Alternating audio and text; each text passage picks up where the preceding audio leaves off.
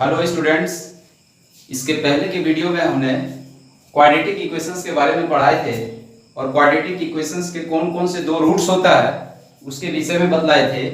आज हम आप लोगों को क्वाड्रेटिक इक्वेशन में दो ही रूट्स क्यों होता है इसके विषय में आज हम लोग बतलाएंगे और उसका प्रूफ दिखाएंगे कि दो ही रूट्स होता है, दो से ज्यादा रूट्स क्वाड्रेटिक इक्वेशन में नहीं हो सकता। तो उसके लिए हम लोग क्या करेंगे कि मान लेते हैं कि लेट यानी if possible let us suppose that the quadratic equation ax square plus bx plus c is equal to 0 has three roots alpha beta and gamma. आप इसको ऐसा कर सकते हैं, थ्री डिस्टिंक्ट रूट्स यानी तीनों अलग अलग रूट्स है जो अल्फा बीटा और गामा, यानी इसमें से कोई भी दो रूट्स इक्वल नहीं है, यानी alpha is not equal to beta, beta is not equal to alpha, यानी अल्फा बीटा और गामा तीनों अलग अलग रूट्स है। तो हम लोग जानते हैं कि since alpha beta gamma are the three distinct roots of equation ax square plus bx plus c equal to 0 where a does not equal to 0 हम लोग जानते हैं and a b c belongs to real number. ये quadratic equation तभी कहलाता है जब a 0 के इक्वल नहीं हो और a b c real numbers हो। तो इसमें हम लोगों को दिखाना क्या है कि अल्फा बीटा गामा ये तीनों इसका रूट्स होगा अथवा नहीं होगा।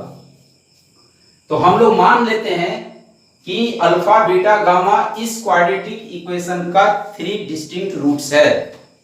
तो अल्फा बीटा और गामा ये तीनों रूट्स इस इक्वेशन को सेटिस्फाई करेगा, यानी a alpha square plus b alpha plus c equal to 0। Alpha इसका रूट्स है तो इस x के जगह पे ये वैल्यू अल्फा हम लोग डालेंगे, बीटा भी इसका रूट्स है x के जगह पे बीटा डालेंगे, यानी a beta square plus b beta plus c is equal to 0। इसको फर्स्ट मानते हैं, इसको हम लोग सेकेंड मानते हैं। गामा भी इसका रूट्स है तो a gamma square plus b gamma plus c equal to 0। ये तीनों रूट्स इस इक्वेशन को सेटिस्फाई किया। अब हम लोग क्या करते हैं कि फर्स्ट में से सेकेंड को माइनस करते हैं, यानी सब्ट्रैक्टिंग 2 फ्रॉम 1। इसमें से जब इसको माइनस करते हैं, ये जब इसमें माइनस होगा a into alpha square minus beta square plus इसमें से ये b इसमें कॉमन निकाल लेते हैं, alpha minus beta c cancel हो गया इक्वल टू 0। इसको हम लोग फोर्थ मान लेते हैं, अभी नहीं पढ़ा। a इंटू इसको alpha plus beta into alpha minus beta ले लेंगे plus b into alpha minus beta equal to 0।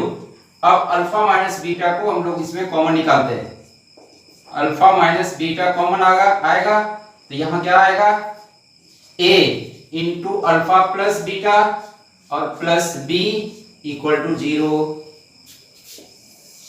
अब ये दो टर्म मल्टीप्लाई होके 0 है तो और alpha minus beta equal to 0 तो alpha is equal to beta आ जाएगा, जबकि हम लोग मान चुके हैं कि अल्फा और बीटा दोनों इक्वल नहीं है, यानी अल्फा और बीटा दोनों डिस्टिंक्ट रूट्स है, यानी दो डिफरेंट रूट्स है, but alpha is not equal to beta.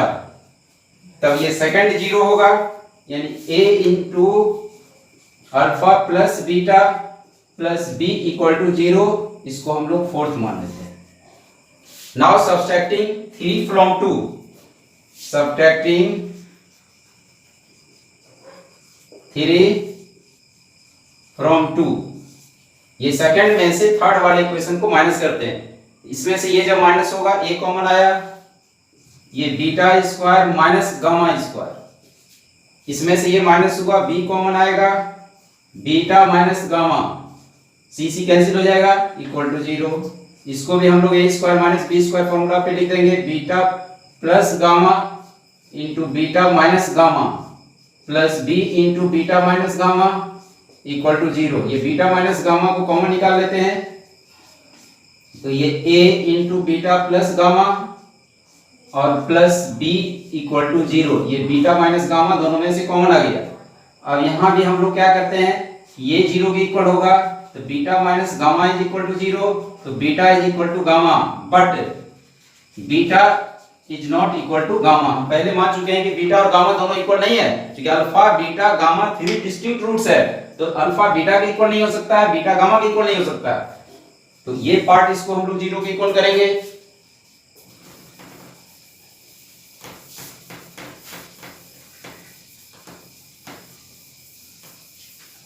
तो a into beta plus gamma और प्लस b इक्वल टू 0, इसको हम लोग फिफ्थ इक्वेशन मानेंगे।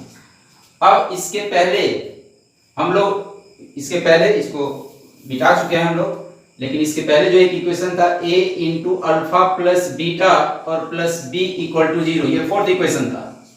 अब इन दोनों को हम लोग माइनस करते हैं या इन दोनों को इक्वेट कर दें, तो from fourth and fifth a into alpha plus beta plus b is equal to a into beta plus gamma plus b, b भी कैंसिल होगा, इसमें से आप a into alpha plus beta minus a into beta plus gamma equal to 0। a common निकाल लेते हैं, alpha plus beta minus beta minus gamma equal to 0, beta beta cancel, a into alpha minus gamma is equal to 0, but a does not equal to 0, a 0 के equal नहीं हो सकता है, क्योंकि पहले हम लोग क्वाड्रेटिक इक्वेशन में ये चीज बता चुके हैं कि ये क्वाड्रेटिक इक्वेशन तभी कहलाता है जब a 0 के इक्वल नहीं हो। a is not equal to 0, तो therefore alpha minus gamma is equal to 0, then alpha is equal to gamma. तो यहां हमने क्या देखे कि alpha is equal to beta आ गया, beta is equal to gamma आ गया, and alpha is equal to gamma आ गया, जो कि ऐसा नहीं हो सकता है, क्योंकि हम पहले मान चुके हैं कि अल्फा बीटा के इक्वल नहीं है, बीटा गामा के इक्वल नहीं है, और गामा अल्फा गामा के इक्वल नहीं है, ये तीनों इक्वल नहीं है। तो जो हम लोगों का जो मानना था कि अल्फा बीटा और गामा 3 डिस्टिंक्ट रूट्स है, वो बिल्कुल गलत है, ये गलत प्रूफ हो गया। Therefore any quadratic equation have only 2 roots, सिर्फ 2 ही रूट्स होगा किसी भी क्वाड्रेटिक इक्वेशन में, 2 से अधिक रूट्स नहीं हो सकता। अब हम लोग देखेंगे कि quadratic equation ax square plus bx plus c equal to 0 is not equal to 0। इस क्वाड्रेटिक इक्वेशन में विदाउट सॉल्विंग, बिना पूरा सॉल्व किए, इस क्वाड्रेटिक इक्वेशन के रूट्स का नेचर कैसे पता करेंगे?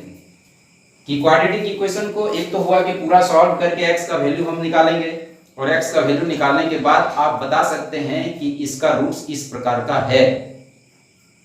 अब हम लोग देखेंगे कि विदाउट सॉल्विंग, बिना सॉल्व किए, इसके रूट्स का नेचर क्या होगा।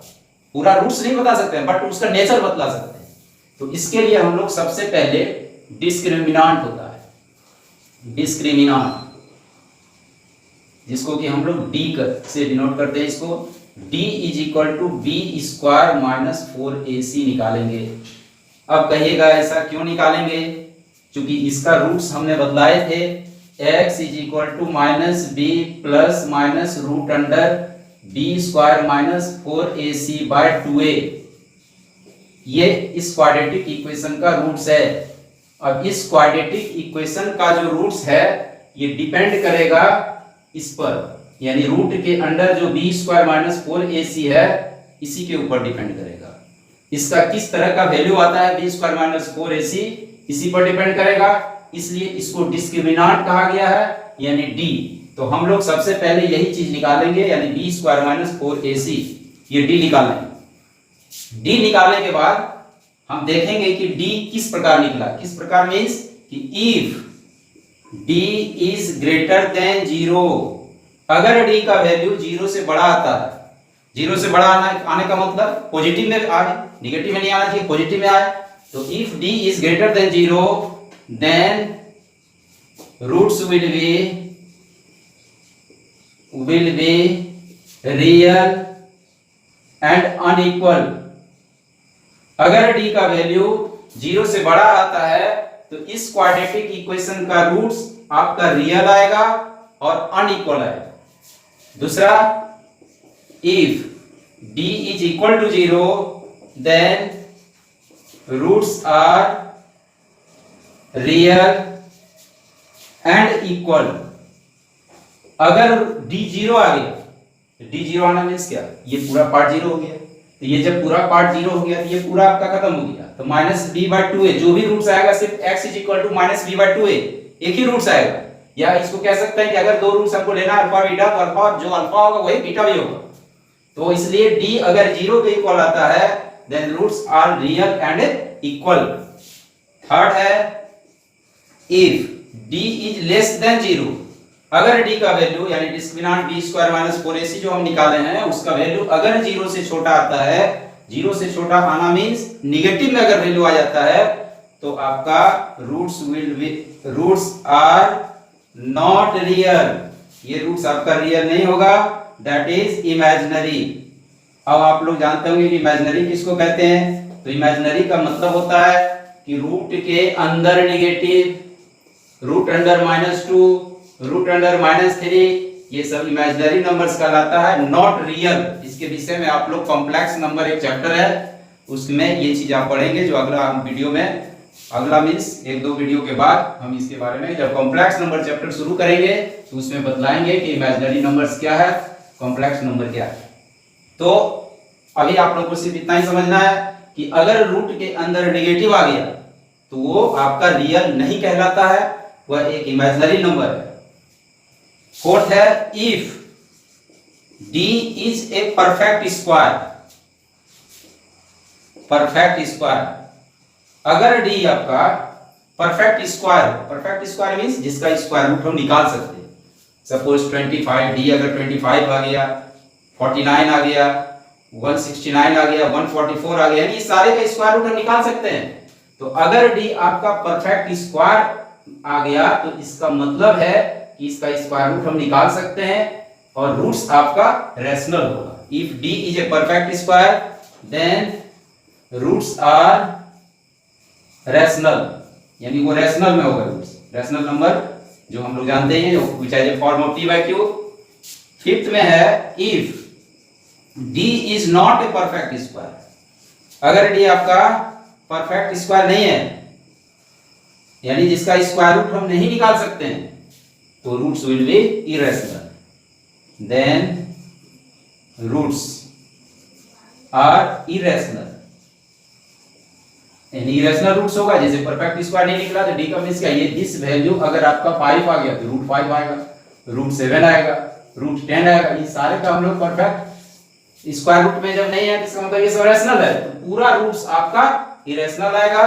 तो ये आपका 5 नेचर है कि d डिस्क्रिमिनेंट निकालने के बाद हम ये किसी भी क्वाड्रेटिक इक्वेशन के रूट्स के नेचर के बारे में बता सकते हैं कि अगर d 0 से बड़ा है तो roots are real and unequal, if d is equal to 0 roots are real and equal, and d is less than 0 roots are not real that is imaginary, and if d is a perfect square then roots are rational, and if d is not a perfect square then roots are irrational. अब एक चीज हम लोग को जानना है कि अगर किसी भी क्वाड्रेटिक इक्वेशन का एक रूट्स वन रूट्स रैशनल मालूम है, इरेशनल मालूम है, कि अगर किसी भी क्वाड्रेटिक इक्वेशन का एक रूट्स अगर इरेशनल है देन द अदर रूट्स उसी का कंजुगेट होगा।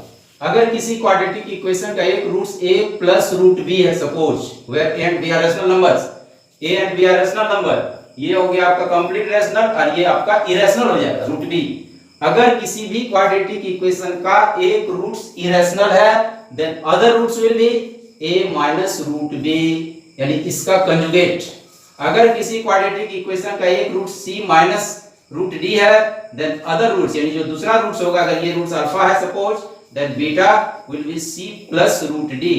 किसी भी क्वाड्रेटिक इक्वेशन का अगर एक रूट्स इरेशनल है तो अदर रूट्स उसका कंजुगेट होगा, यानी अगर एक roots a plus root b है तो दूसरा roots a minus root b होगा। अगर एक रूट्स आपका 2 प्लस रूट 3 है तो दूसरा रूट्स 2 माइनस रूट 3 होगा। तो आज के वीडियो में हम लोग ने देखे कि क्वाड्रेटिक इक्वेशन का सिर्फ 2 ही रूट्स होता है, 3 रूट्स नहीं हो सकता है, 2 से ज्यादा रूट्स हो ही नहीं सकता है। दूसरा, क्वाड्रेटिक इक्वेशंस के रूट्स का नेचर के बारे में देखे। अब अगले वीडियो में जो हम लोग देखेंगे, इस पर कुछ क्वेश्चंस देखेंगे जो कि इजी से लेके हार्ड तक, कुछ थोड़ा डिफिकल्ट क्वेश्चन भी देखेंगे, क्योंकि इजी क्वेश्चन तो सबको बना ही लेता है। लेकिन सब पहली बात है कि जब तक किसी भी चैप्टर के पूरे थ्योरी को नहीं समझेंगे, तब तक आपसे कोई से क्वेश्चन अच्छी तरह से नहीं बनेगा।